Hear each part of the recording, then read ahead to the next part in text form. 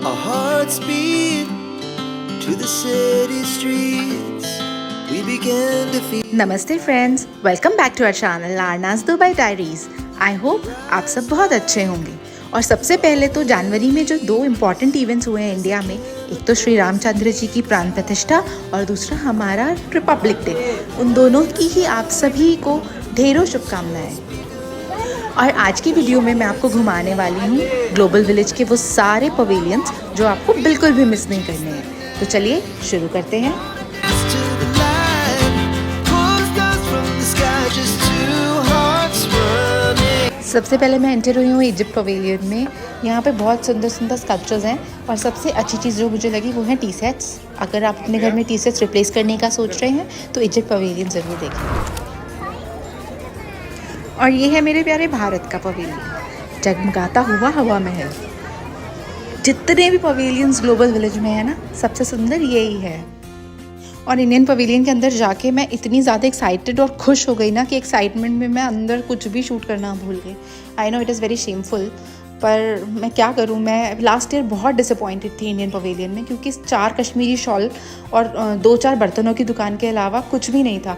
पर इस बार लखनवी जूतियाँ, लखनवी चिकनकारी, कश्मीरी काम, हाथ का काम की चीज़ें और भी एक्सपोर्ट क्वालिटी का स्टफ़ और भी बहुत सारी चीज़ें थी, मसाले। मतलब इंडियन पवेलियन जाना तो मस्ट है और वहाँ से शॉपिंग करना तो मस्ट ही है। कंस्ट्रक्टिव फीडबैक जो मैं देना चाहूँगी अगर पहुँचे रेलेवेंट लोगों तक, वो ये है कि इंडियन अटायर में कुछ परफॉर्मर्स होने चाहिए जो ऐसी जगह पे परफॉर्म करें जो दूर से दिख सके, और इससे लोग और ज़्यादा अट्रैक्ट होंगे इंडियन पवेलियन तक आने के लिए। मैं एक चाइना कोर्ट का फुटेज यहाँ पे अटैच करूँगी, जहाँ पे वो लोग टेरेस पे डांस कर रहे हैं, तो लोग दूर दूर से देख पा रहे हैं और वो परफॉर्मेंस देख के लोग आ रहे हैं चाइना पवेलियन की तरफ। तो आई थिंक अगर ये भी और इंक्लूड हो जाए तो बहुत ही अच्छा होगा क्राउड को गैदर करने के लिए अपने पवेलियन। ये देखिए, कुछ इस तरह से मैं बात कर रही थी कि इस तरह से ये लोग ऊपर डांस कर रहे हैं।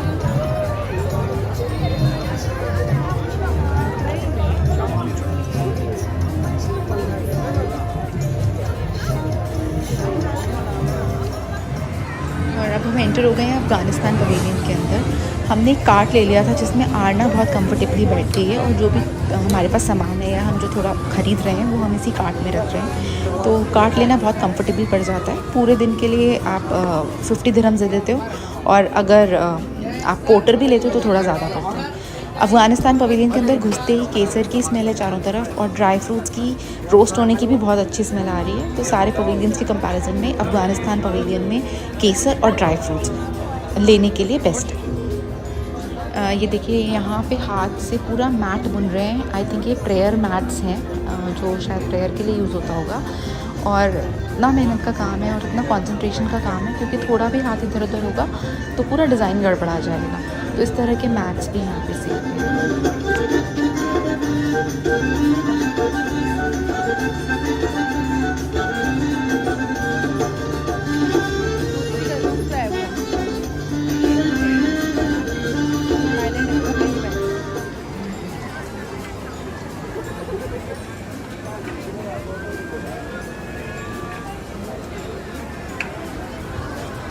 चलते चलते गर्मी लगने लगी। बाहर मौसम तो ठंडा है लेकिन फिर भी गर्मी लग रही है, और गर्मी में आइसक्रीम खाने का मज़ा ही कुछ और है।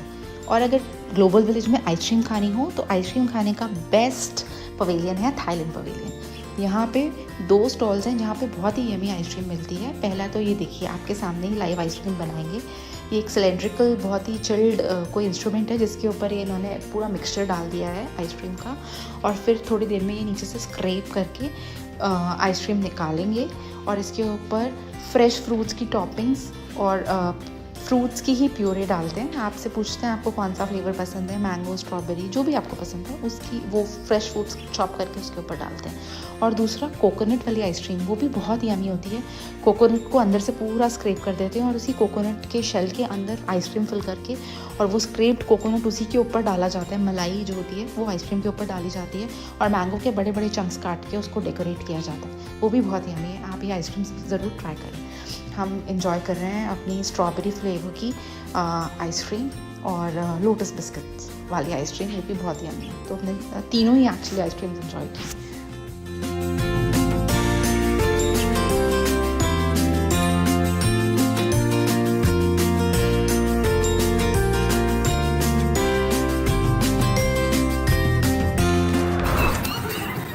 अब आ गए हैं हम कार्निवल वाले सेक्शन में। यहाँ छोटे बच्चों से लेकर बड़े लोगों के लिए बहुत सारी राइड्स हैं और बहुत सारे गेम्स भी हैं जो खेल के आप बहुत सारे सॉफ्ट टॉयज़ जीत सकते हो। तो यहाँ थोड़ी देर हम रुकते हैं और आरना को कुछ राइड्स का मज़ा लेने देते हैं। बहुत भीड़ है यहाँ पे, एक एक झूले के लिए बहुत सारी लंबी क्यू में लगना पड़ता है, पर हाँ मज़ा बहुत आता है।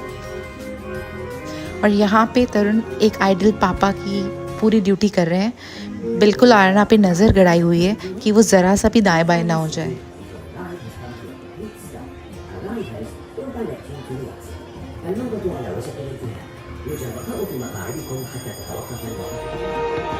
क्योंकि ये न्यू ईयर का दिन था और आज तो ग्लोबल विलेज में बहुत ही ज़्यादा फायरवर्क्स होते हैं, तो फायरवर्क्स स्टार्ट हो गए थे और देखिए कितना अमेजिंग लग रहा है।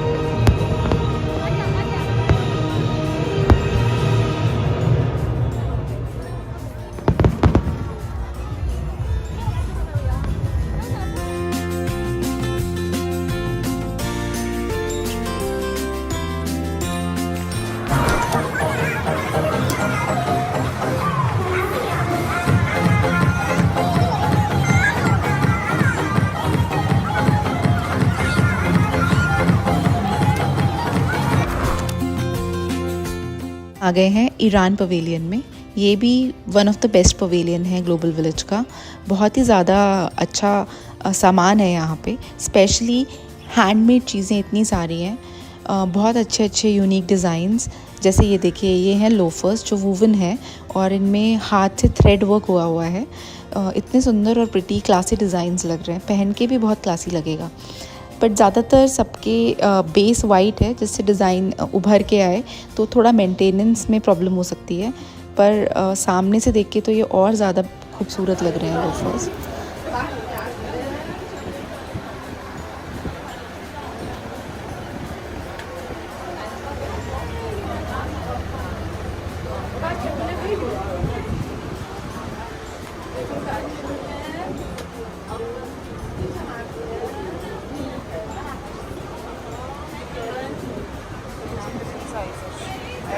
I really like this butterfly one.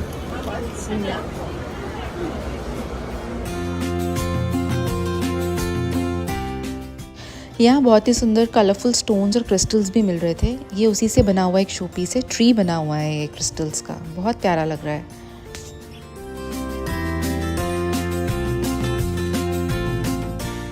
इस तरफ बहुत सारे डेकोरेटिव पीसेस रखे हुए हैं।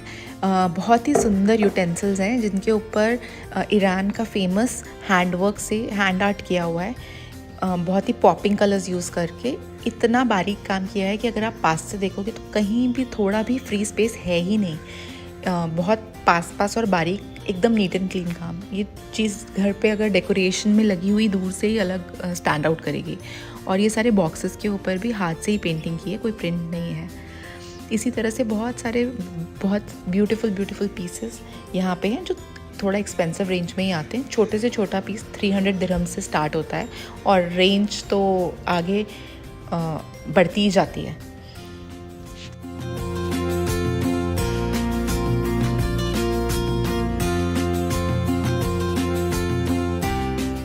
और यहाँ देखिए, ये पेंटिंग नहीं है, ये है एक कारपेट जो सिल्क के धागों से बुन के बनाई हुई है। यहाँ देख के समझ आ रहा है कि ईरान की कारपेट इतने फेमस क्यों हैं। ये सारे सिल्क के धागों से बहुत ही सुंदर सुंदर डिज़ाइंस बुने गए हैं जो बहुत ही शानदार लग रहे हैं। और हाँ, इनके प्राइजेस भी बहुत शानदार हैं। ये भी कोई पेंटिंग कलर्स यूज़ करके पेंटिंग नहीं है, ये थ्रेड यूज़ करके एक पेंटिंग है। पता नहीं इनको बनाने में कितना टाइम लग जाता होगा। यहाँ इस शॉप में सारी थ्रेड से बनी हुई पेंटिंग्स हैं। ये देखिए, ये वाली कितनी सुंदर लग रही है, ऐसे लग रहा है ब्रश से पेंट की गई होगी। और इसी तरह से ये भी सारे थ्रेड्स को बुन के एकदम रियलिस्टिक पेंटिंग्स। और ईरान पवेलियन से बाहर आते ही ये सारी डॉल्स दिख गई जो और ज़्यादा रियलिस्टिक लग रही हैं।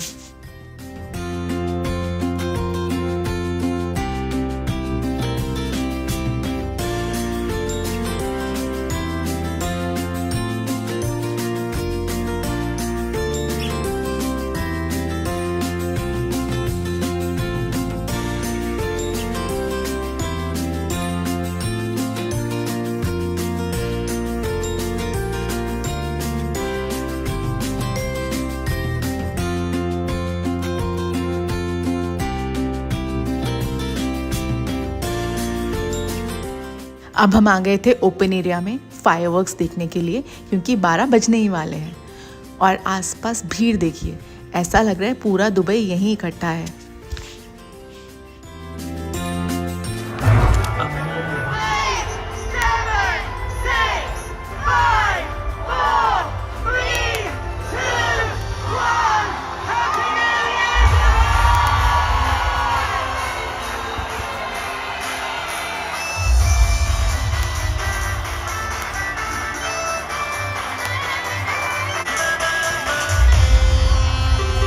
Bring me that bass back.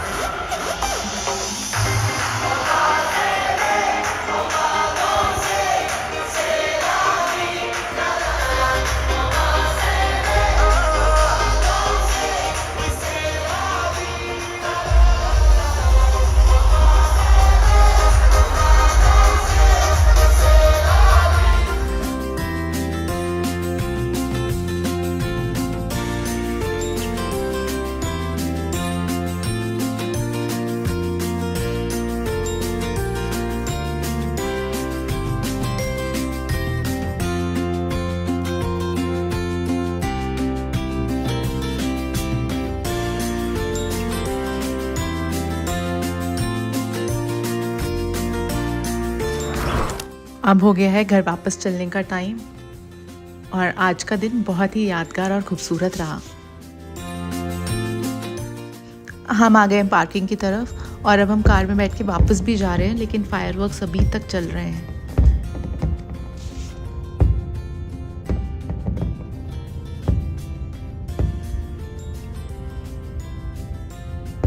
अगर आपको ये वीडियो पसंद आया हो तो वीडियो को लाइक करना और चैनल को सब्सक्राइब करना बिल्कुल ना भूलें।